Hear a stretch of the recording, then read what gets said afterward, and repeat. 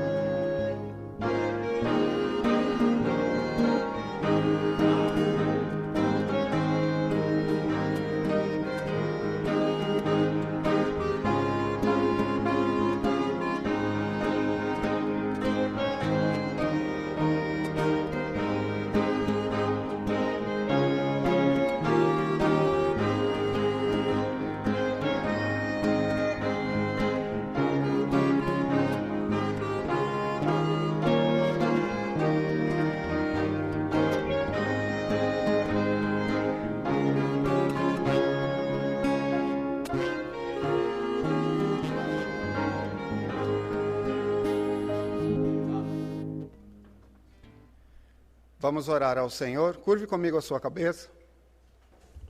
Senhor nosso Deus e nosso Pai que está nos céus, santificado seja o teu nome, ó Pai. Nós te damos graças, rendemos-lhe glória pela tua bondade, pelo teu amor, pelos cuidados dispensados sobre as nossas vidas, meu Pai. Muito obrigado.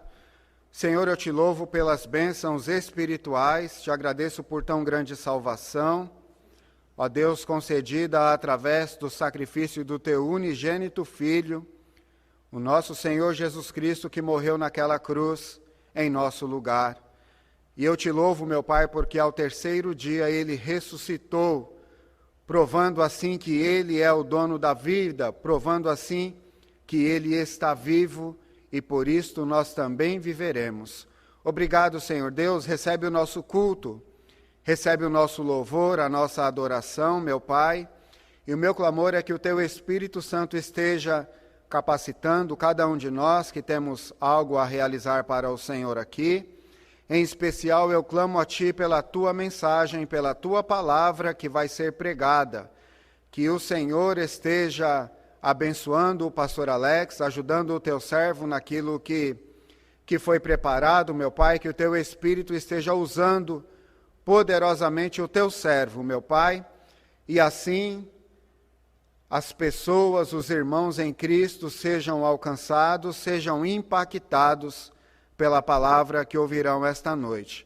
Obrigado, Senhor Deus, por aqueles que juntamente conosco estão neste momento adorando ao Senhor. Abençoa o teu povo, meu Pai, abençoe a tua igreja, que tem também, ó Deus, sofrido com este momento difícil. Mas mesmo assim, ó Deus, nós queremos dizer que nós te amamos, nós te adoramos, e a nossa alegria, a nossa felicidade, ela vem do Senhor, meu Pai. Recebe, meu Pai, a nossa adoração.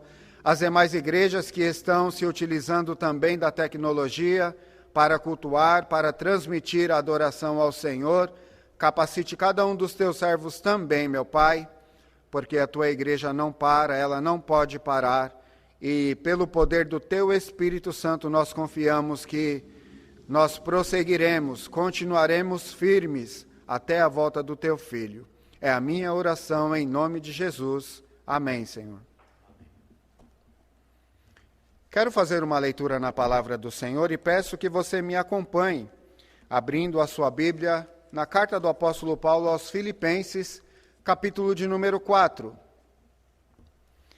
Filipenses, capítulo 4, eu estarei lendo do versículo 4 até o versículo de número 9.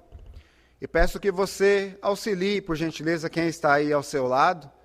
Veja quem está aí, veja se não tem uma Bíblia e dê o auxílio para que todos façamos e acompanhemos a leitura na palavra do Senhor. Filipenses, capítulo 4, versículos 4 a 9. Todos acharam? Amém? Quem não achou, diga misericórdia. Diz assim a palavra do Senhor: regozijai-vos sempre no Senhor. Outra vez digo, regozijai-vos. Seja a vossa equidade notória a todos os homens. Perto está o Senhor. Não estejais inquietos por coisa alguma. Antes as vossas petições sejam em tudo conhecidas diante de Deus, pela oração e súplica, com ação de graças. E a paz de Deus, que excede todo o entendimento, guardará os vossos corações e os vossos sentimentos em Cristo Jesus. Quanto ao mais, irmãos, tudo que é verdadeiro, tudo que é honesto, tudo que é justo, tudo que é puro, tudo que é amável, tudo que é de boa fama, se há alguma virtude e se há algum louvor, nisso pensai. O que também aprendestes e recebestes e ouvistes e vistes em mim, isso fazei, e o Deus de paz será convosco. Amém, amados, que o Senhor esteja aplicando em cada coração a leitura feita na sua palavra. Eu convido agora um grupo, quem acompanhou o último culto, viu que foi feita aqui uma promessa, que alguns irmãos estariam apresentando um número especial ao Senhor, e eles estão aqui, prontos para cumprir a sua promessa. E nós estaremos ouvindo este número especial de adoração ao nosso Deus.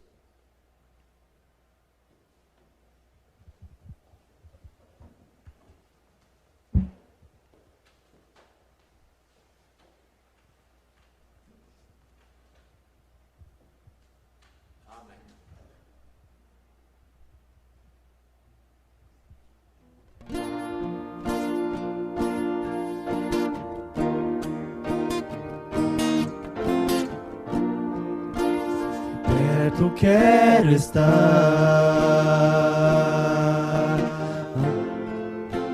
junto aos teus pés,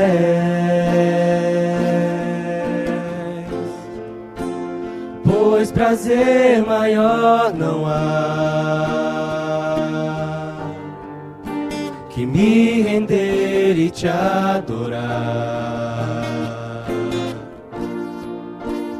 Tudo que há em mim quero te ofertar,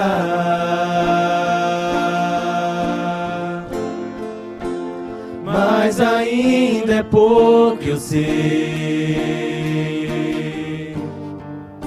se comparado ao que ganhei. Não sou apenas servo, teu amigo me tornei. Te louvarei, não importam as circunstâncias, adorarei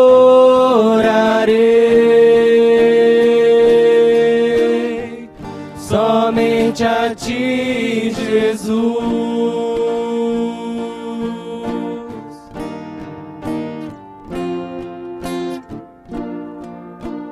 Perto quero estar,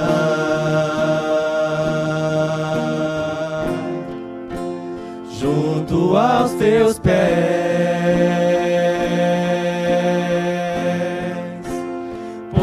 prazer maior não há que me render e te adorar. Tudo que há em mim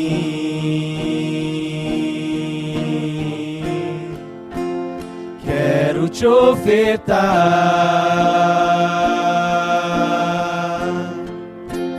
mas ainda é pouco, eu sei,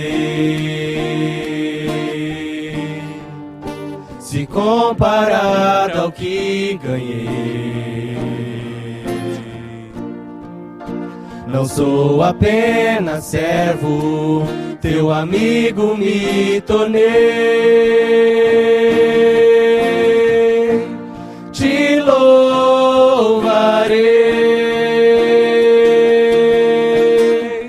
não importam as circunstâncias, adorarei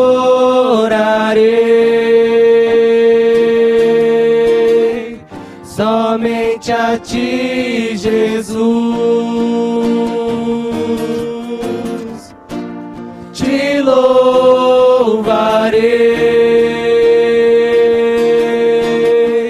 não importam as circunstâncias,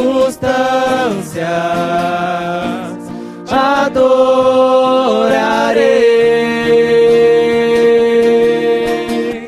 somente a ti, Jesus.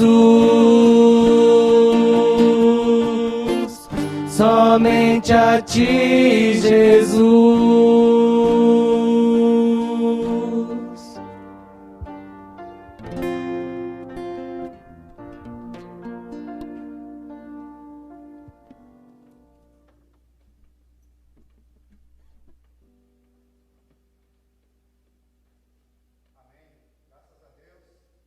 As vidas dos irmãos, preparem mais números especiais para adorarem ao Senhor. Nós ficamos muito felizes com o alcance das transmissões dos cultos que temos realizado.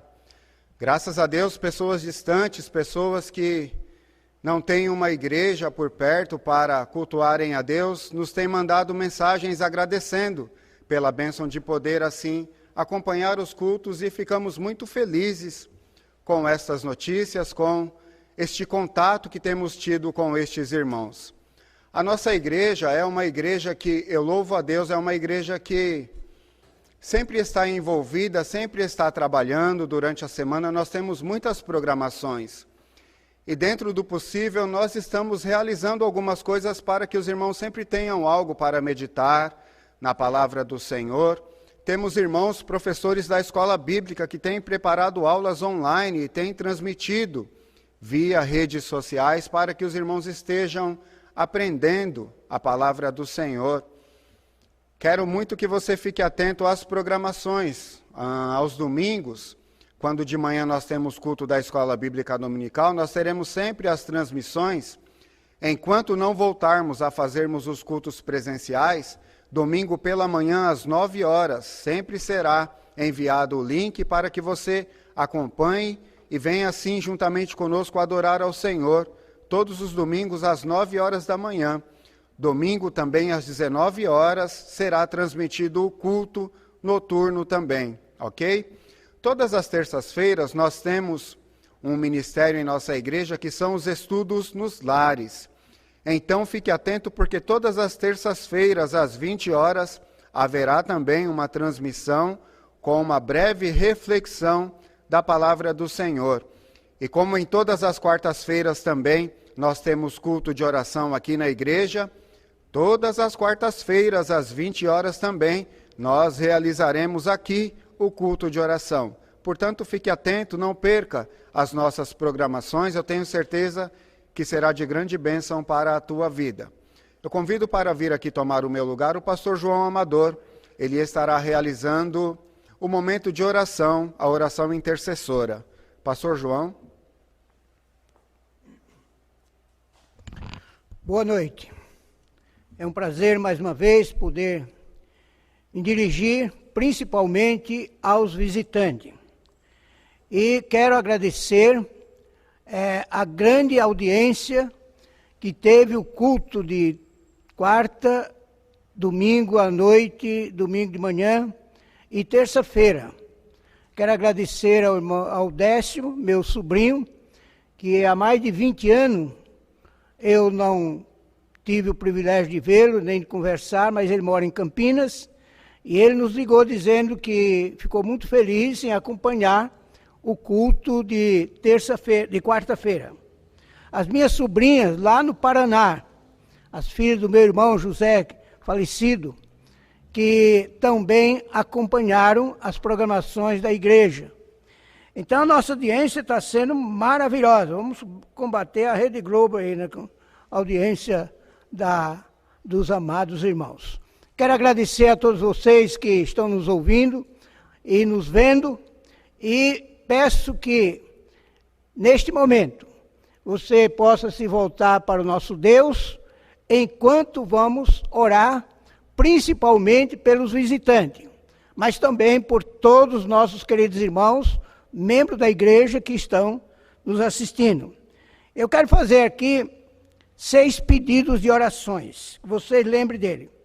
Terça-feira que vem, o pastor Josué, da Igreja Batista Bíblica em Cidade Ademar, aqui bem próximo de nós, estará se submetendo a uma cirurgia.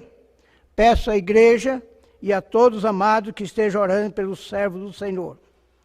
A nossa irmã, minha irmã de sangue, de também na vida espiritual, nossa irmã Maria, ela está com uma gravidade um pouco elevada, uma enfermidade um pouco grave, e ela pede as orações dos amados irmãos. Talvez vai ter que se submeter a uma cirurgia.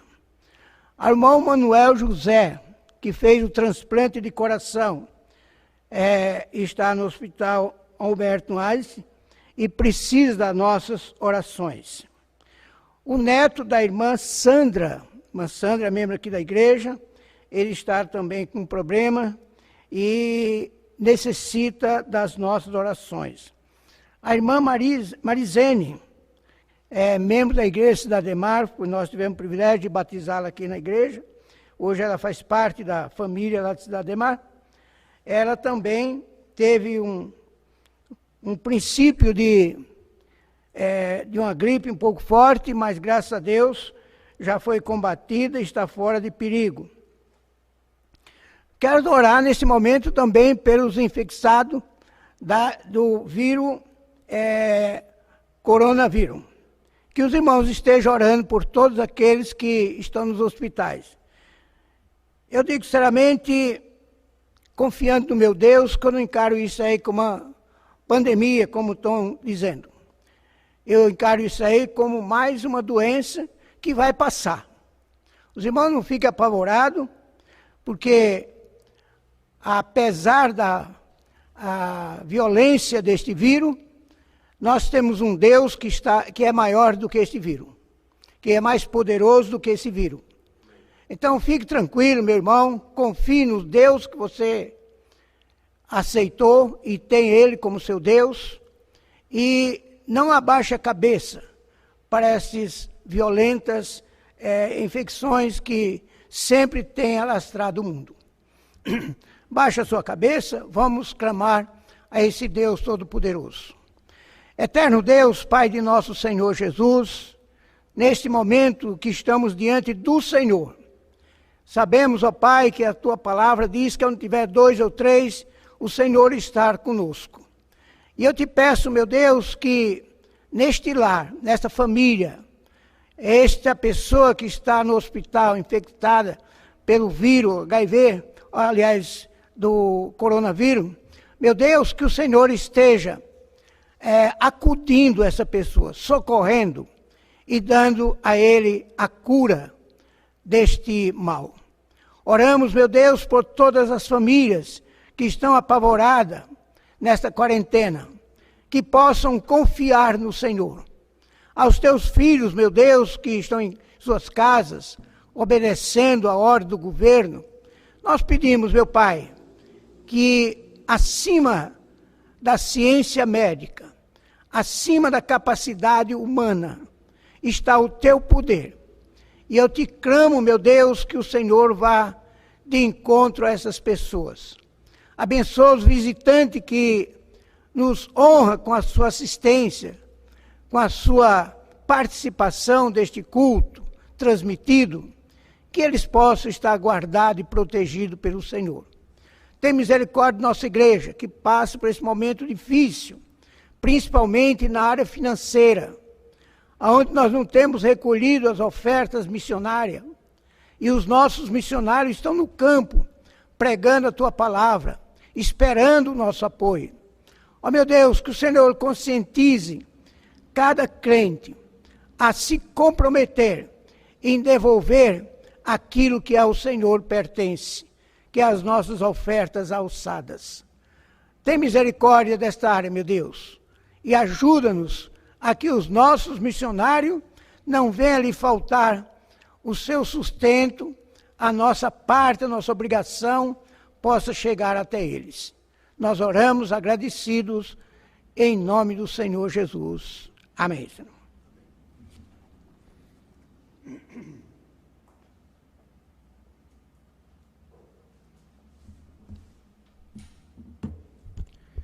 Bem, meus queridos, como o pastor João orou, não é algo prioritário para nós, no entanto é algo que faz parte, que são as contribuições, dízimos e ofertas.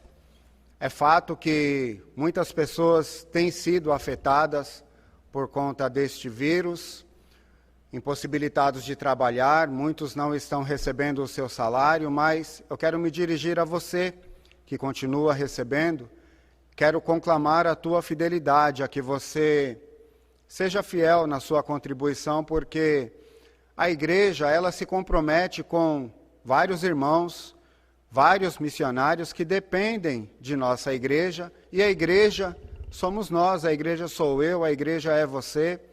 Então eu peço a você que, ao final do vídeo, se você ainda não tem o número da conta da igreja, para missões, para devolver o seu dízimo, que você se atente e que você faça a transferência, se você puder, do seu dízimo, da sua oferta alçada, para que os compromissos da igreja possam ser honrados, ok? Nós vamos ouvir os irmãos da orquestra e estarão nos abençoando com mais um hino, a primeira e a última estrofes do hino de número 424. Vamos ouvir este número.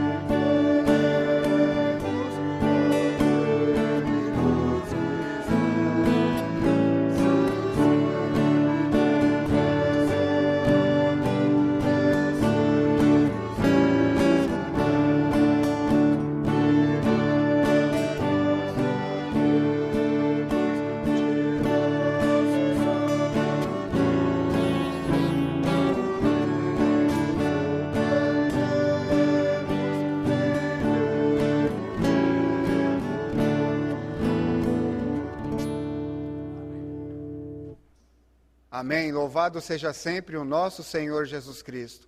É com muita alegria que passo a palavra neste momento para o pregador desta noite. Pastor Alex de Barros, um de nossos pastores, está aqui, pronto, preparado, dependente do Espírito Santo para nos trazer a mensagem do Senhor. Que Deus esteja abençoando a cada um de nós.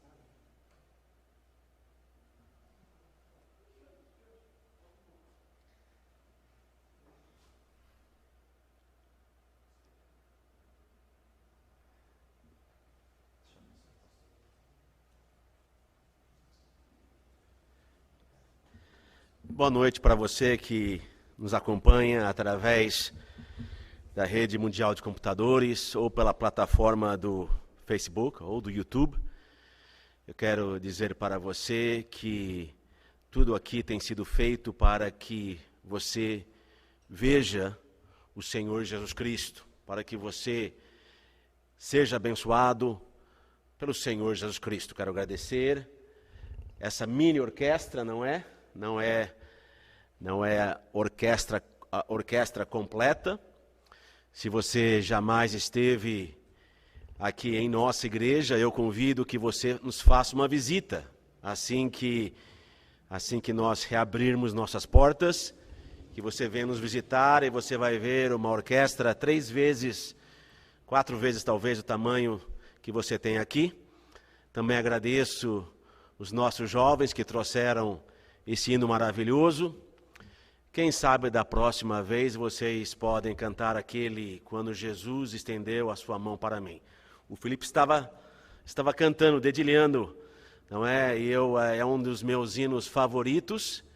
Eu tenho no meu Spotify apenas uma versão dele, e é uma versão de inglês americano, caipira. E eu gostaria muito de ouvir em português. Pode ser? Ok, então nós temos uma outra promessa. De promessa em promessa nós vamos continuar, não é?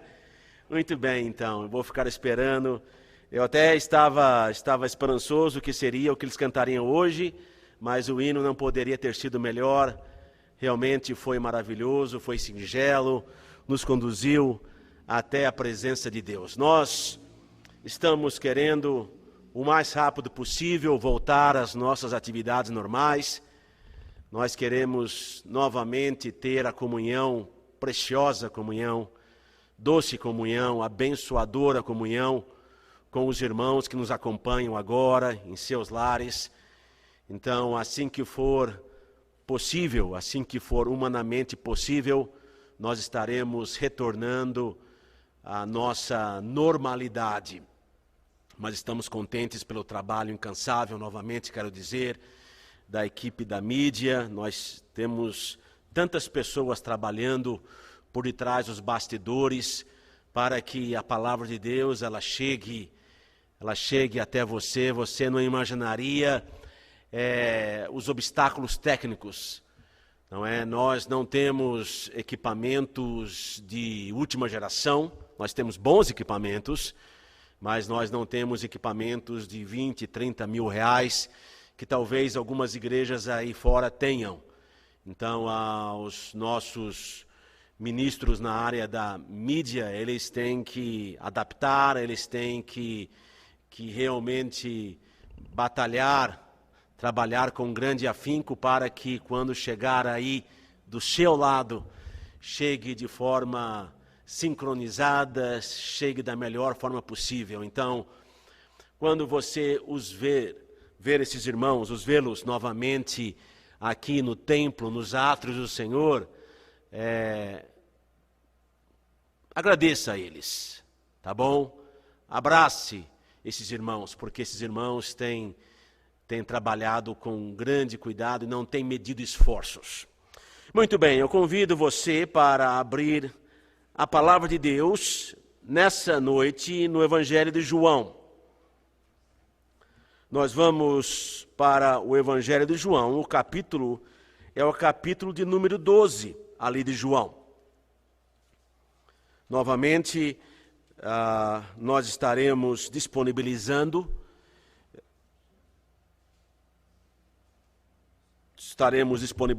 o áudio dessa mensagem, assim como de todas as demais mensagens, caso você queira compartilhar com amigos e com parentes. Evangelho de João, capítulo 12, versículo de número 42. João 12, 42. Apesar de tudo, até muitos dos principais creram nele, mas não o confessavam por causa dos fariseus, para não serem expulsos da sinagoga, porque amavam mais a glória dos homens do que a glória de Deus. E Jesus clamou e disse: quem crê em mim, crê não em mim, mas naquele que me enviou. E quem me vê a mim, vê aquele que me enviou. Eu sou a luz que vim ao mundo, para que todo aquele que crê em mim não permaneça nas trevas. E se alguém ouvir as minhas palavras e não crer, eu não julgo, porque eu vim não para julgar o mundo, mas para salvar o mundo. Quem me rejeitar a mim e não receber as minhas palavras, já tem quem o julgue. A palavra que tenho pregado, essa o há de julgar no último dia. Porque eu não tenho falado de mim mesmo, mas o Pai que me enviou, Ele me deu mandamento sobre o que hei de dizer e sobre o que hei de falar. E sei que o seu mandamento é a vida eterna. Portanto, o que eu falo como o Pai me tem dito. Vamos buscar a face de Deus mais uma vez essa noite. Deus amado, que a Tua palavra, ó Deus, nesse momento, que ela multiplique as bênçãos em nossos corações. Eu peço a Deus que ela seja um elemento para abençoar, um elemento para blindar, um elemento para iluminar, um elemento para disciplinar, um elemento para salvar. Que a multiforme, ó Deus, graça dispensada a nós através da sua palavra, que ela possa, ó Deus, encontrar corações nesse dia, nesse momento, ó Deus, que desesperadamente estão buscando por algo. E talvez não saibam, ó Deus, o que eles buscam. Existe um grande vazio, ó Deus. Existe uma grande lacuna. Existe, ó Deus, uma miséria não explicada, misteriosa no coração de tantos esse dia, essa noite, ó Deus. E eu peço que a Tua palavra que pode, ó Deus, levar homens e mulheres, crianças, meninos e meninas, da perdição até a salvação. Eu peço a Deus que ela possa encontrar alguém nessa noite, nesse momento, ó Deus, não importa qual seja o horário do dia que essa mensagem estiver sendo ouvida. E eu confio mais uma vez, a minha mente, ó Deus, a minha voz, as minhas palavras, a atenção daqueles que ouvem tais palavras. Eu confio tudo aos Teus cuidados. Em nome de Jesus, amém. Nós estamos aqui olhando para o Senhor Jesus Cristo e as suas palavras. O assunto do Senhor Jesus Cristo é um só, e ele menciona esse assunto duas vezes. O assunto do Senhor Jesus Cristo é julgamento. Ele fala sobre o julgamento. Ele fala sobre o julgamento ali, no versículo de número 47, no versículo ali de número 48. Ele fala sobre o julgamento final. E eu gostaria de dividir a mensagem nessa noite em três partes. Todos precisamos do julgamento de Cristo. Ninguém sobreviverá ao julgamento por Cristo, e alguns serão abençoados pelo julgamento em Cristo. Novamente, todos precisamos do julgamento de Cristo. Ninguém sobreviverá ao julgamento por Cristo, e alguns serão abençoados pelo julgamento em Cristo. Em João, no Evangelho de João, nós temos os elementos centrais do Evangelho. O Evangelho desse apóstolo nos apresenta tais conceitos.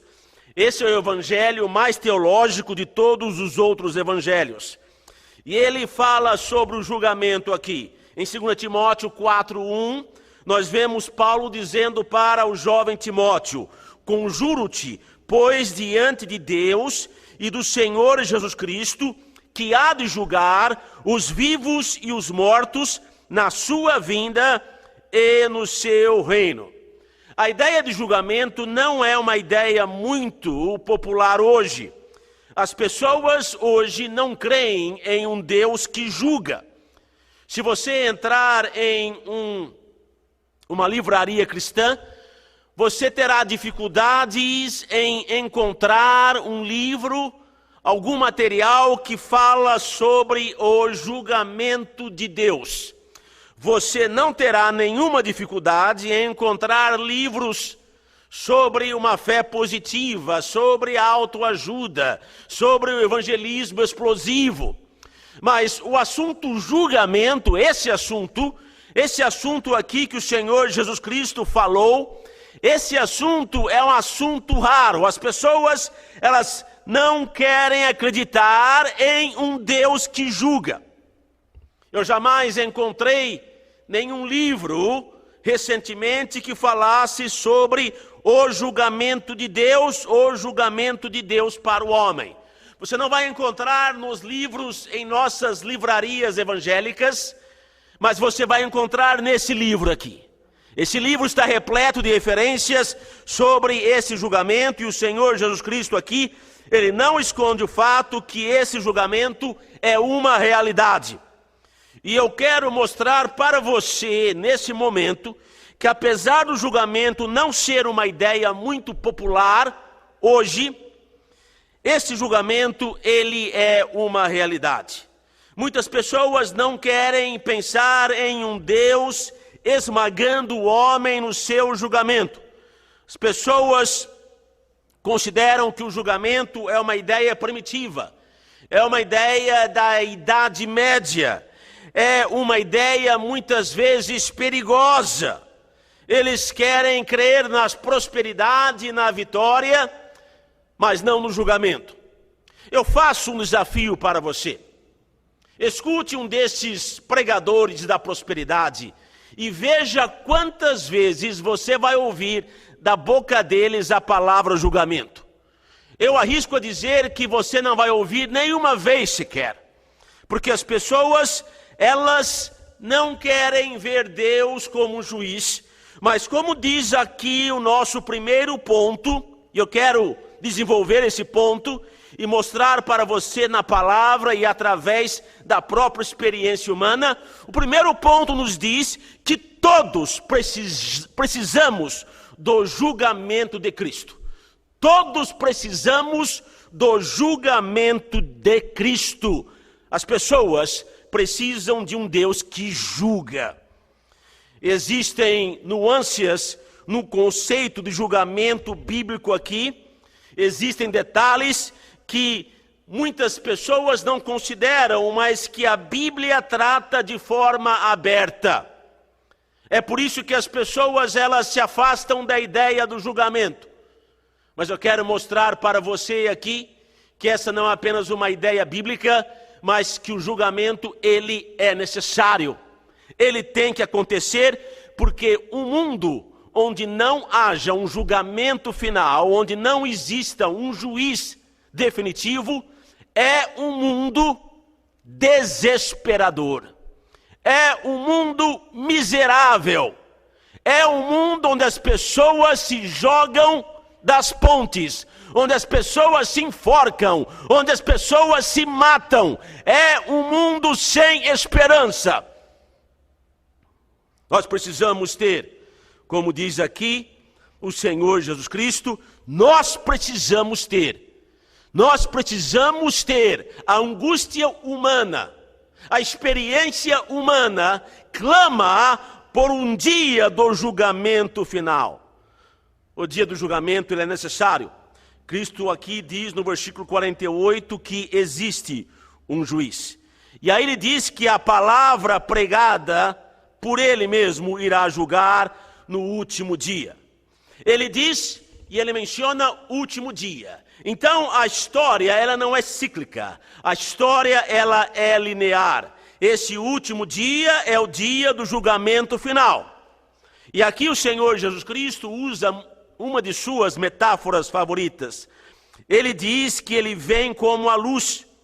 E quem crê na sua palavra não permanecerá nas trevas. A ideia de um juiz, ela é assustadora para muitos. Mas o que o Senhor Jesus Cristo está dizendo aqui é que um mundo sem juiz é um mundo entregue, prostrado à escuridão do desespero. e do vazio. É isso que ele está dizendo aqui. Eu me lembro certa vez, quando eu fui intimado para ser uma testemunha em um julgamento ali na cidade de Orlândia. Eu tinha que testificar sobre o caráter de uma pessoa, e é interessante porque quando você entra em um tribunal, mesmo que você não esteja sendo julgado, mesmo quando você esteja ali simplesmente como uma testemunha, o processo, o lugar é um tanto quanto intimidador. Você vê o juiz ali, todas as pessoas, elas estão sob a autoridade daquele juiz. O juiz que vai ali administrar, que vai ali se assegurar que a lei está sendo cumprida. A ideia de um juiz, ela intimida. Eu sei que os juízes hoje, eles não usam aquelas roupas, a não ser que você seja um juízo supremo. O juiz, pelo menos daquele julgamento, ele estava usando apenas uma camisa social e uma gravata, não estava usando nenhum tipo de roupa que intimidava, mas a sua presença ali, ela era intimidadora. E o juiz, a ideia do juiz, ela intimida as pessoas, mas todos precisamos do julgamento de Cristo. Porque o julgamento de Cristo, ele é luz. Jesus Cristo usa a metáfora da luz com a ideia do julgamento, tendo como contraponto a ideia do julgamento, afirmando que sem o seu julgamento, você estará na escuridão. Pense comigo por um momento, você que me acompanha. Se você remover a ideia do dia do julgamento, o que fica apenas é a impunidade. Nós precisamos ter esse dia de julgamento. Existe um dramaturgo, Arthur Miller, ele foi casado com Marilyn Monroe por 5 anos. Ele escreveu a famosa peça O Caixeiro Viajante. Mas ele escreveu também uma peça menos conhecida, chamada Após a Queda. Nessa peça, escrita por esse homem, Arthur Miller, ele descreve um personagem, o nome dele é Quentin. E Quentin diz o seguinte, olha só, ele diz o seguinte: por anos eu olhei para a vida como um julgamento. Um julgamento onde havia a apresentação de prova, de evidência. Por exemplo, quando você é jovem, você tenta provar que é corajoso, que é esperto, muitas vezes que é imortal. Depois que você atinge a idade adulta, você tem que provar que você é um bom pai, que você é uma boa mãe, que você é um bom marido, que você é um bom trabalhador, que você é capaz de trazer o sustento para o seu lar. Você tem que provar que você é um provedor, que você é um bom vizinho. Finalmente, após a meia-idade, a vida prova, ela exige que você prove que você é sábio, que você é poderoso, que você é bem-sucedido, que você é autossuficiente, que você durante a sua vida, você criou condições para chegar ali na meia-idade e não precisar de ninguém. Então a vida parece ser um tribunal quando as pessoas estão sempre julgando você. Você sempre tem que mostrar provas, sempre tem que mostrar evidência. Mas assim diz Quentin.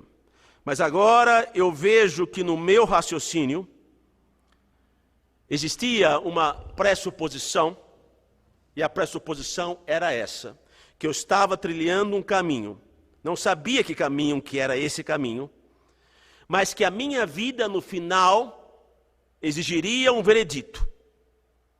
Que um veredito teria que ser passado para a minha vida, senão a minha vida não faria sentido. Mas tudo para mim se tornou desastre e desespero quando eu olhei para a cadeira do juiz e ela estava vazia. Ele está dizendo o quê? Ele está dizendo que se não existe um veredito final sobre a sua vida, nada faz sentido. Nada faz sentido daquilo que fazemos, daquilo que deixamos de fazer.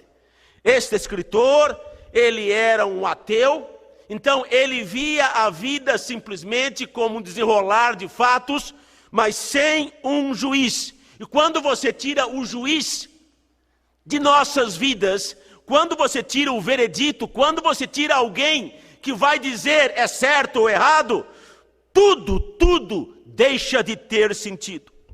É um litígio, é uma ação existencial sem veredito. Tudo que resta é desespero. Nós sabemos que as pessoas hoje, elas viraram as costas para a religião. Se você é jovem, se você está na escola, você sabe do que eu estou falando. Seus professores, com toda certeza, a maioria deles é cética sobre as coisas de Deus, sobre a palavra de Deus. Até aqueles que falam sobre Deus, eles usam Deus como uma expressão genérica. Esse Deus é o mesmo Deus em todos os lugares. Parece ser uma força extremamente impessoal. É quase como que se Deus pudesse ser ali a sua sorte ou o seu destino. Céu, inferno, recompensas. O homem moderno não acredita em nada dessas coisas. E, a princípio, ele se sentiu livre. Ele se sentiu livre porque no seu mundo não existe céu, não existe inferno, não existe um Deus que julga. Mas, quando ele chega no final de sua vida e percebe que a cadeira do juiz está vazia, o que ele tem é desespero. O que ele tem é vazio. Se não há um juiz no universo, não há ninguém que possa dizer que os seus atos, que as suas ações são melhores do que os atos e as ações de outra pessoa. Porque as coisas que você considera boas, as coisas que você considera como sendo boas aqui, nessa cultura, desse país, em outro país, em outra cultura, talvez numa ilha distante, elas não são boas. E o homem pode dizer: quem é você para julgar o índio que mata o seu filho? Se não existe um juiz, não existe uma verdade completa. Esse é um mundo de desespero. Se tudo no final acaba em adubo, se nós acabamos como adubo, não existe sentido. E é por isso que essa geração é uma geração afligida por suicídios como nenhuma outra geração foi. O suicídio é alguém gritando: não há sentido, não há sentido para a minha vida. Nada que eu fizer faz sentido, vai importar para as pessoas ao meu redor, porque mesmo que importe agora, um dia elas morrerão também, e elas vão deixar de pensar que importa. Nada importa se o juiz não existe, se a cadeira do juiz está vazia. Todos precisamos do julgamento de Cristo. Se nada que você realiza, faz a menor diferença, nada importa, nada tem peso, nada tem valor. Daqui 100 anos, você vai ser apenas um pontinho, você vai ser apenas pó em uma sepultura esquecida em algum lugar. Deve existir, irá existir um dia de julgamento.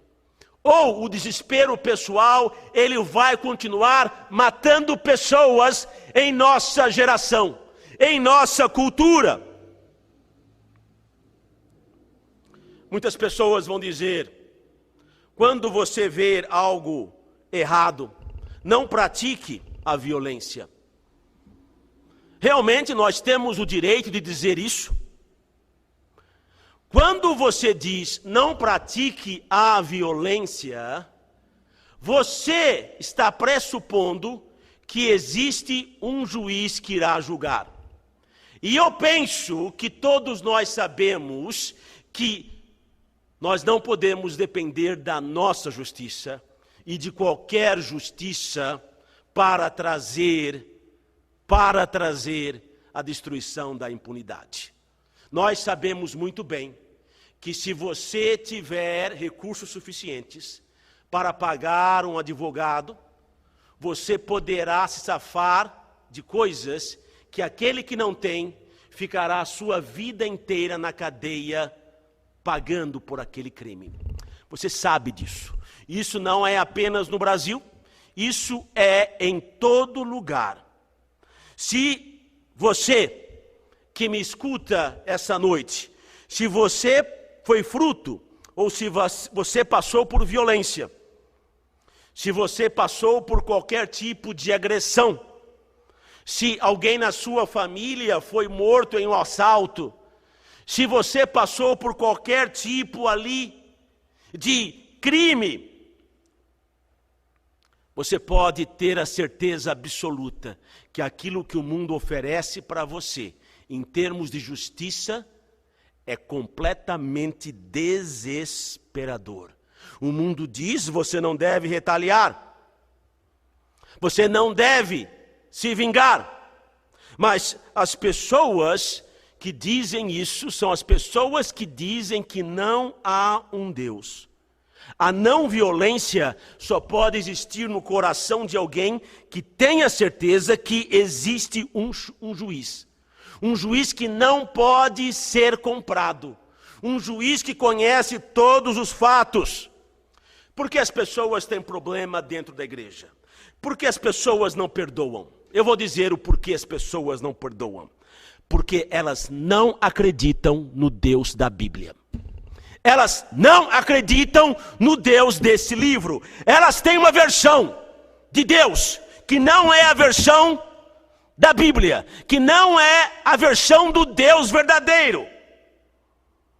Então, se alguém fizer um mal para mim, eu tenho a responsabilidade de fazer aquela pessoa sofrer, porque eu não creio em um Deus que julga. Não creio. Então eu vou reter o perdão, eu vou segurar a mágoa. Por que isso acontece? Isso acontece porque nós pensamos que o nosso Deus não irá julgar.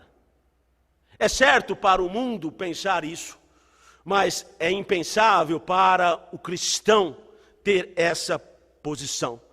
Pensar que Deus só resolve algumas coisas. Que Deus só se ocupa de algumas coisas. Escute, isto é uma prisão da sua mente. Quando você toma a responsabilidade de fazer as pessoas sofrerem, você está se colocando no lugar do santo juiz. A sua responsabilidade é perdoar. A única pessoa que não pode praticar a não violência é aquela que sabe que existe um juiz na corte.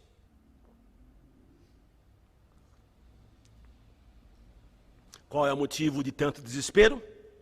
Porque nós vemos impunidade em todos os lados. Nós vemos juízes de mãos amarradas, nós vemos as pessoas questionando o nosso sistema legal. Aí você vai dizer para um pai que teve a filha morta, que teve a filha ali, como nós vimos na semana passada, não é?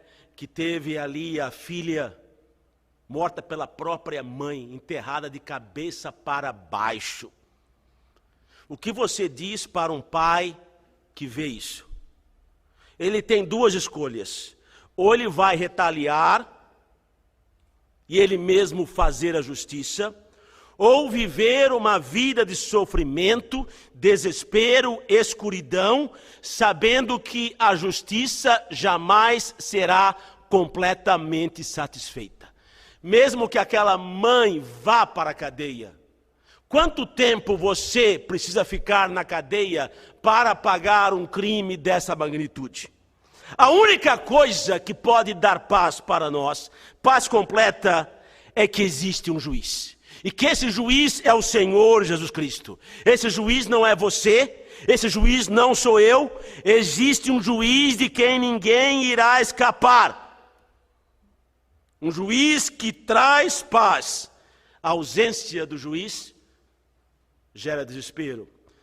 Todos precisamos do julgamento de Cristo. Em segundo lugar, ninguém sobreviverá ao julgamento por Cristo. Esse parece ser um paradoxo. Nós precisamos, mas nós não iremos sobreviver.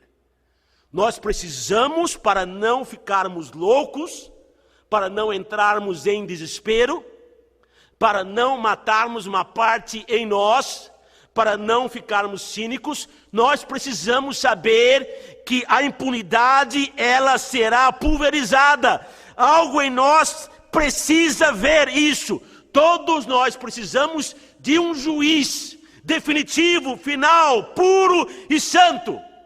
Mas ao mesmo tempo, ninguém vai sobreviver ao julgamento por Cristo. Este é o ensino da Bíblia. E o homem, ele vive entre o peso dessas duas proposições. Nós precisamos ter um dia do julgamento. Nós não iremos resistir no dia do julgamento. Existem aqui dois princípios relacionados ao julgamento de Deus, e pode parecer um paradoxo a princípio, mas eles estão em completa harmonia. Muitas pessoas vão dizer, nós precisamos de um julgamento, nós precisamos que a impunidade acabe, mas eu vou dizer uma coisa para você, a maioria das pessoas não se coloca no assento do réu ou da ré. Nós colocamos outras pessoas, dificilmente nós colocamos a nós mesmos. Então, nós cremos e nós nos alegramos que exista um juiz santo e perfeito, mas quando eu digo, ninguém irá sobreviver ao julgamento de Cristo, algumas pessoas vão coçar a cabeça, talvez você que me ouve agora, e vai dizer, eu não serei chamuscado por esse julgamento. Eu não serei afetado por esse julgamento. E eu quero repetir para você novamente a mesma máxima. Ninguém irá sobreviver ao julgamento de Cristo. Sabe por quê? Porque o julgamento de Cristo foca no seu coração. E é baseado naquilo que você conhece da verdade. Essas aqui são as últimas palavras do Senhor Jesus Cristo. Nós lemos aqui no início do texto que muitos creram, mas não o seguiram. Muitos creram, muitos reconheceram que aquele homem era Deus. Eles creram que Jesus Cristo era Deus, mas não seguiram a Deus. Então, esses homens serão julgados pela verdade que eles foram expostos a. Essas pessoas, elas não agiram tendo como base aquilo que elas conheciam. Agora, você pode perguntar para mim, quem são essas pessoas? Quem são essas pessoas? Que tipo de gente iria crer em Cristo, mas não seguir a Cristo? Eu vou dizer, alguns de vocês que me escutam agora, alguns de vocês creem que Jesus Cristo é de forma inegável Deus, mas não seguem a Ele. E o mesmo julgamento que será dispensado para essas pessoas, será dispensado para você. Crer apenas nunca foi o suficiente. Nós temos que reconhecer Ele como nosso Senhor. E se Ele é nosso Senhor, nós temos que segui-lo por onde Ele for. É uma vida transformada que atesta e verifica uma vida que foi salva. Quem eram essas pessoas? Quem que eram esses homens? Eles eram religiosos. Eles eram pessoas excelentes. Eles liam a Bíblia. eles oravam, eles ajudavam os pobres, eles falavam sobre Deus, eles iam até igrejas, mas existia algo errado em seus corações, e esse algo errado era o orgulho. E quando Cristo veio e falou sobre a graça de Deus, isto desnudou o orgulho do religioso. Eles não queriam ouvir que eles eram miseráveis. Eles não queriam ouvir que eles estavam indo para o inferno. Eles não queriam ouvir que eles não podiam fazer coisa nenhuma, nem levantar um dedinho para alcançar a graça de Deus. Eles não queriam. Eles queriam um líder, queria elogiá-los. Alguns até admitiam que Cristo tinha vindo de Deus, mas eles queriam agradar os homens. E o primeiro homem que eles queriam agradar era o próprio eu. Eles creram, mas não seguiram o Senhor Jesus Cristo. E o que nós temos aqui? Jesus Cristo está analisando essas pessoas, não levando em consideração, preste atenção, Jesus Cristo está julgando essas pessoas, não tendo como base as suas orações, nem a sua devoção, nem a sua caridade, nem a sua esmola, nem o seu esforço, nem o seu ir à igreja, nem a sua moralidade. Jesus Cristo estava julgando essas pessoas, tendo como base o seu coração. 1 Samuel já diz, o homem olha no exterior, Deus olha no coração. Você pode dizer para mim, mas Romanos 2,6 nos diz que nossas obras serão julgadas. Romanos 5,30 nos diz que no último dia Deus irá julgar aqueles que fizeram bem, vida, mal, ou vida para os que fizeram bem e mal para os que fizeram mal, ou morte para os que fizeram mal. Como nós podemos conciliar essas duas coisas? E Cristo aqui, ele usa uma metáfora que resolve a situação. Em Mateus 7 ele diz, pelos seus frutos vos conhecerei. Como você sabe que uma árvore está viva na primavera? Na primavera, uma árvore está abarrotada de frutos, de folhas verdes. Outra sem frutos, sem folhas, nós sabemos que ela está doente ou ela está morta. Como que nós julgamos? Julgamos pelo fruto.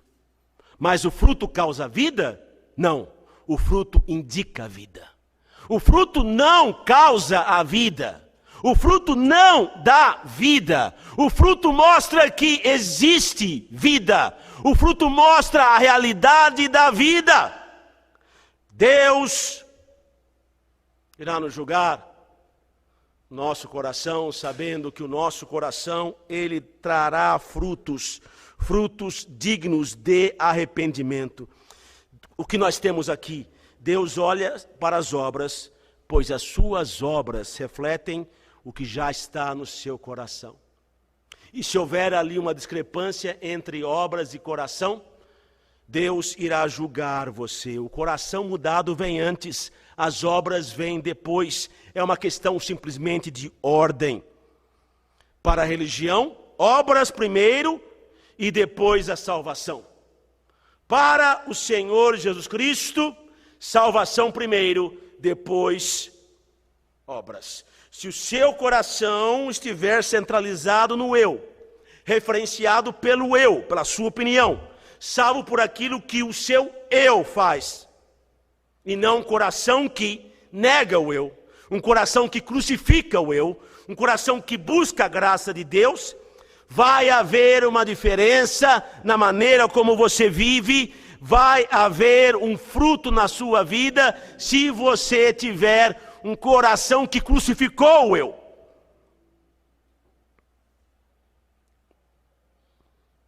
Existem países onde as pessoas são muito quietas, são muito ordeiras. O Japão é um país assim.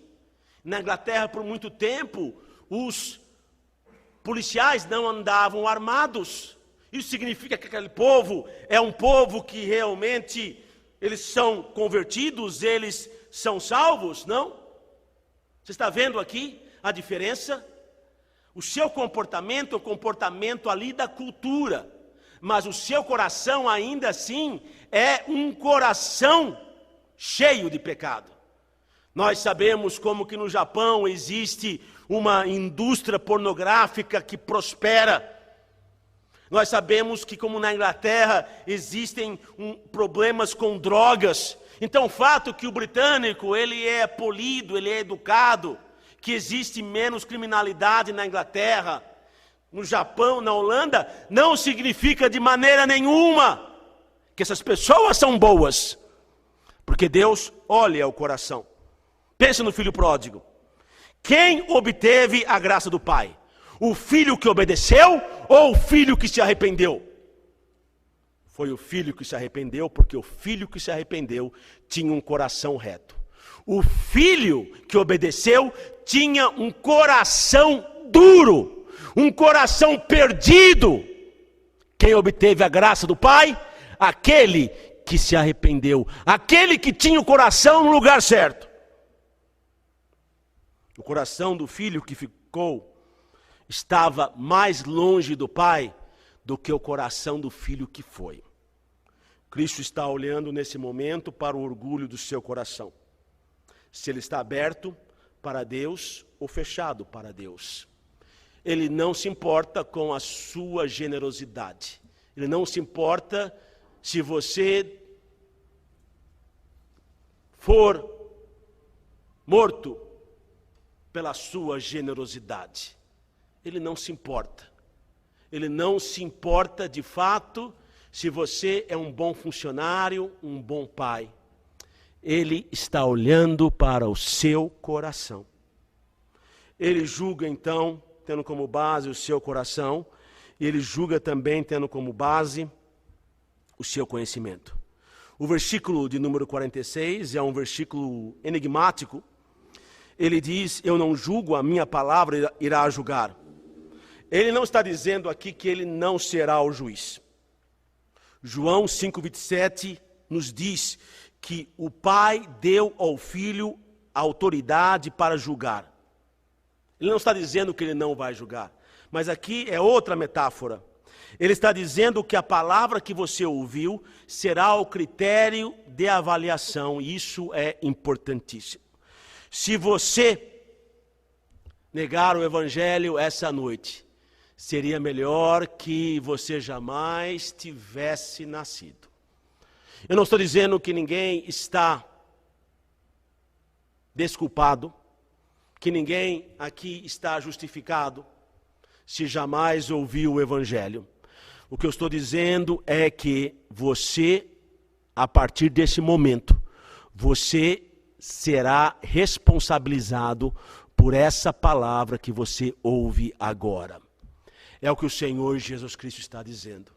Nós sabemos que Deus se revela através da sua criação. Deus se revela na consciência do homem, a consciência que o homem tenta constantemente abafar. Deus se revela e Deus tem se revelado.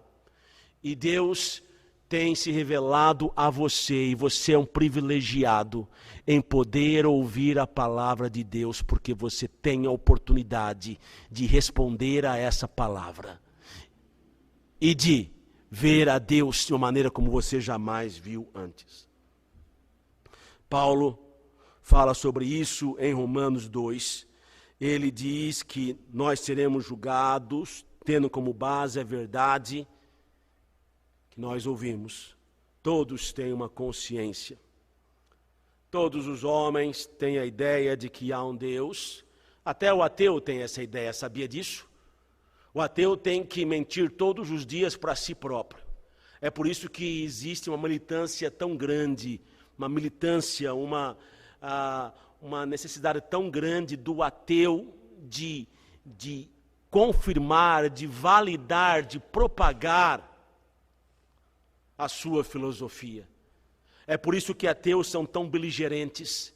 É por isso que tem havido uma necessidade por parte de governos marxistas de espalhar o ateísmo, porque o ateu, ele tem que todos os dias mentir para si próprio de que não há um Deus.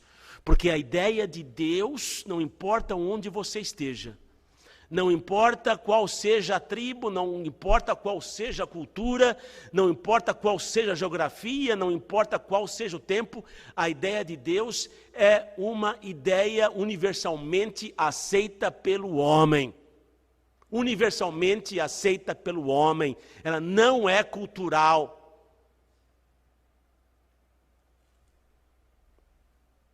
E Deus vai julgar você. Interessante porque todos nós temos uma ideia daquilo que é certo e errado. Isso é errado. Por que você está fazendo isso? Ah, isso é certo. Até os relativistas, eles são apanhados na ideia do certo e errado. Até dentro da cadeia existe ali, nas pessoas que estão ali, criminosos, uma ideia de certo e errado. É por isso que quando alguém ele agride uma mulher, ele agride uma criança, e ele é ali exposto à população das prisões, muitas vezes ele tem que ser colocado numa cadeia específica, porque senão eles matam ele ali. Porque até os criminosos, eles têm uma ideia de certo e errado. Todos nós temos uma ideia do que é certo e o que é errado. Francis Schaeffer fala sobre aquele gravador invisível. Já falei sobre isso aqui nessa igreja. Se você tivesse um gravador que fosse colocado ali no seu coração invisível, se você chegasse diante de Deus e Deus falasse: eu não vou julgar você baseado na Bíblia, eu vou julgar você baseado naquilo que você crê como certo e errado. E se você agiu da maneira certa, de acordo com aquilo que você pensa ser certo. E todo homem que tem uma visão do que é certo e o que é errado, todo homem já violou a sua ideia daquilo que é certo. O julgamento de Deus, o julgamento de Cristo, ele é imparcial. É um julgamento que só poderia ser administrado por Deus. O que significa? Aquilo que eu falei no segundo ponto. Ninguém sobreviverá ao julgamento por Cristo. Nós não temos esperança. Quando Ele estiver diante de nós e apresentar a verdade que nós conhecíamos em nosso coração, quando o santo juiz olhar para o nosso coração e for dissolvido as máscaras que nós usamos nessa vida, o engano que nós tivemos nessa vida, tudo aquilo que nós colocamos diante dos homens, mas que jamais foi escondido diante de Deus, aquela parte do nosso coração, aquelas coisas que ninguém sabe, somente Deus. Quando Deus nos julgar, olhar para o nosso coração e ver exatamente o que está ali, ninguém poderá sobreviver. Onde eu quero chegar? Se não existir um julgamento final, não temos esperança. Se existir um julgamento final, não temos esperança. Terceiro ponto, e aí que vem o paradoxo. Alguns serão abençoados pelo julgamento em Cristo. Nós precisamos ter o julgamento, nós não sobreviveremos ao julgamento, mas nós podemos ser abençoados pelo julgamento. Esse é o Evangelho. O Evangelho, ele resolve o paradoxo humano. Você não pode deixar de ter um dia do julgamento final, e você não irá resistir ao julgamento final, mas a realidade moral, o paradoxo moral do universo é resolvido na cruz do Calvário. É na cruz que o julgamento que é nosso, você, eu, o julgamento que nós não sobreviveremos, é na cruz que esse julgamento pode cair em outra pessoa. Cristo clamou Versículo 44. E Jesus clamou e disse: quem crê em mim? A Bíblia não diz que Jesus Cristo disse. A Bíblia diz que Jesus Cristo clamou. É a mesma palavra que nós lemos ali quando Pedro estava afundando e ele clamou. Ele chorou. Jesus Cristo aqui não está dizendo apenas de forma acadêmica: quem crê em mim, crê não em mim, mas naquele que me enviou. Jesus Cristo aqui está clamando. Jesus Cristo aqui está com o coração partido. Ele grita e ele chora. Ele está dizendo: o julgamento está chegando. E eu sou o único caminho. Eu sou a única solução. E ele está dizendo isso, chorando. Existem, escute, muitas religiões que têm salvadores. Todas as religiões, aliás, têm salvadores. Tem profetas, tem liberadores. Mas não existe nenhuma religião, fora o cristianismo, onde o seu Deus é um Deus que julga chorando. Apenas o cristianismo. Ele diz aqui que ele não veio para julgar o mundo. Em João 5, ele diz que ele veio para julgar o mundo. Contradição? Não. Nós vemos o tempo aqui. Na primeira vez, ele veio para salvar, não para julgar. Na primeira vez, ele veio para salvar. Ele veio para buscar aqueles que haviam se perdido. Na segunda vez, ele vem para julgar. Ele não vem para salvar. Jesus Cristo não vem para salvar. Não vem, simplesmente não virá para salvar. Ele não voltará para salvar você. Ele voltará para julgar você. Ele voltará para julgar a mim. O julgamento santo, reto, esmagador de Deus sobre a sua vida e sobre a minha vida. E apenas no Calvário você tem como se proteger. Em tempos antigos não havia um rei e um juiz. Não havia separação de poderes, como nós temos no Brasil e em democracias. Poder legislativo, judiciário, executivo. Não. Havia um homem só. O rei, ele tinha todo o poder. Ele era o executivo. Ele era o legislativo. E ele era o judiciário. Ele estabelecia a lei, ele cumpria a lei e ele fazia cumprir a lei. Esse é o Senhor Jesus Cristo. E você pode viver depois do julgamento final. Porque Deus julgou a Cristo no seu lugar. Você não precisa temer. Você pode olhar para os seus pecados e ser realista sobre os seus pecados.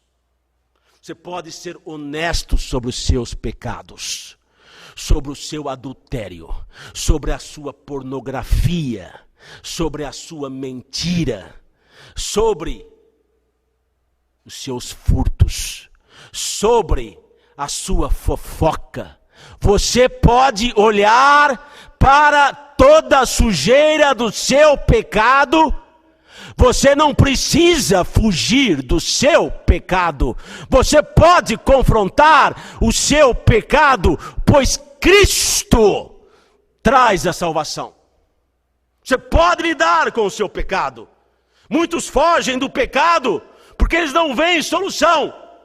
Porque eles não veem saída. Você pode. Porque o pecado não precisa mais ter poder sobre você. Você pode ser completamente, totalmente honesto. Você pode ser honesto. O crente, ele é o único que diz: eu sou pecador e eu não tenho medo disso. Eu sou pecador. Eu mereço o inferno. Existe o inferno, mas eu não temo. Eu fui aceito por Cristo. Não fui eu que aceitei a Cristo. Ele me recebeu. O julgamento final passou. O cristão sabe que ele foi julgado em Cristo, que ele merecia tal julgamento, que Cristo não merecia. E ele reconhece essa verdade. Terminando, então nós vivemos entre dois julgamentos: o julgamento para condenação e o julgamento para glorificação. Na glória, Deus irá ressuscitar e Ele irá julgar a todos. Aqueles que não reconheceram a Cristo para condenação, aqueles que reconheceram a Cristo para a glória, para a glorificação. O que você escolhe? Oremos. Deus amado, peço a Ti, ó Deus, que a Tua mensagem, ela possa falar aos corações, ó Deus. Eu, novamente, me sinto tão incapaz e não fiz jus a essa verdade. Senhor nosso Deus, eu peço que alguém que ouviu essa mensagem, que ele decida encarar a Cristo como Salvador, porque horrenda coisa é cair nas mãos do Deus vivo, do justo juiz. A Tua palavra nos diz que nós devemos nos preparar para nos encontrarmos com o nosso Criador. Nós sabemos que todas as coisas foram criadas por Ele. A Bíblia está dizendo que nós precisamos nos preparar para encontrar com o Teu Filho, o justo juiz, cuja luz irá abençoar aqueles que o receberam e amaldiçoar e julgar aqueles que o negligenciaram. Salva almas nesse momento. Em nome de Jesus, amém. Vamos cantar o último hino, ou não vamos cantar, não é? A orquestra vai nos trazer. Eu ainda estou pensando que estou num culto normal. A orquestra vai nos trazer o último hino, são 2 estrofes, quero crer. Enquanto a orquestra, ela traz, pode até começar já. Enquanto que a orquestra, ela traz, está trazendo essa melodia.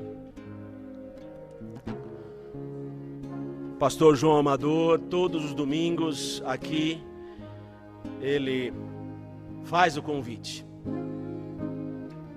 E esse altar nunca fica vazio.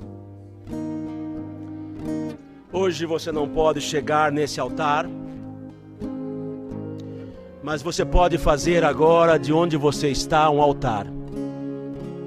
Você pode se ajoelhar a Deus e você pode resolver o seu pecado com Deus. Não fuja do seu pecado. Não esconda o seu pecado. Não há como se livrar do seu pecado. Você não pode se livrar do seu pecado sozinho. Se você está ouvindo essa transmissão, Deus não vai se importar com as suas esmolas, com a sua religiosidade. Ele mesmo disse: muitos creram, mas não os seguiam. Será que você não está nessa situação? Eu creio em Cristo. Eu sou um cristão. Mas a sua vida mostra algo diferente? A sua vida mostra uma vontade de Deus, de ter mais Deus? Só você pode responder. E se você tiver que mentir sobre tudo na sua vida, não minta sobre isso. Não minta sobre o seu futuro na eternidade. Pedir para que o pastor João chegue aqui à frente. Ele vai nos dirigir em última palavra de oração e vai administrar a bênção apostólica. Deus abençoe. Antes desta oração, nós gostaríamos de dirigir ao amado que está na sua poltrona, na sua casa, ouvindo esta mensagem que muito falou aos nossos corações. É importante o que o pastor disse. Aqueles que não perdoam é porque nada tem a ver com Deus. E Deus está pronto a te perdoar. Eu gostaria de orar pelo senhor, pela senhora, por você, jovem. Talvez está, neste momento, conjecturando em sua própria vida, dizendo, eu não tenho mais perdão. Mas Jesus Cristo vive. E Ele está de mãos estendidas para perdoar o teu pecado. Creia nele. Acompanhe a oração. Nós vamos fazer neste momento. Entregue a sua vida a Jesus. Meu querido irmão que estás separado da comunhão com Cristo, através da igreja, não faz parte de igreja nenhuma. Talvez por algum aborrecimento, por um pecado, por algo que você não consegue perdoar e nem ser perdoado. Entregue agora a sua vida ao Senhor Jesus Cristo. Peça a Ele que lhe perdoe e volta para os braços do Senhor. Ora comigo. Senhor Deus, nosso eterno Pai, neste momento, meu Deus, entregamos nossas vidas nas Tuas santas e benditas mãos. Perdoa-nos, ó Deus, porque somos falhos, somos imperfeitos. E quantas vezes temos entristecido, meu Deus, e a nossa consciência nos acusa. Por isso, nós te pedimos perdão. Peço por esta pessoa, este jovem, esta moça, talvez desiludidos, ó Deus, da vida espiritual, talvez afastados da comunhão com o Senhor, porque algo lhe acusa, em vez de chegar aos pés de Cristo, se afasta, vira as costas e vai procurar solução em religião, em igreja, em boas obras. Oh, meu Deus, nós sabemos que isso é uma afronta para o grande sacrifício de Jesus Cristo na cruz. Permita, ó Deus, que essa pessoa, este pai, esta mãe, neste momento, no lugar onde ele está, possa, ó Deus, se humilhar aos pés de Jesus e dizer, Pai, perdoa o meu pecado e aceita-me como um dos teus filhos. Lava a minha vida, lava a minha alma, para que o Espírito Santo de Deus possa habitar no meu coração. Ó meu Deus, atende esta oração. Se alguém a fez, que neste momento ela possa estar sentindo um alívio eterno do grande amor do Senhor Jesus Cristo. Abençoa esta vida e recebe nas tuas santas mãos. Nós oramos em nome do Senhor Jesus. Amém.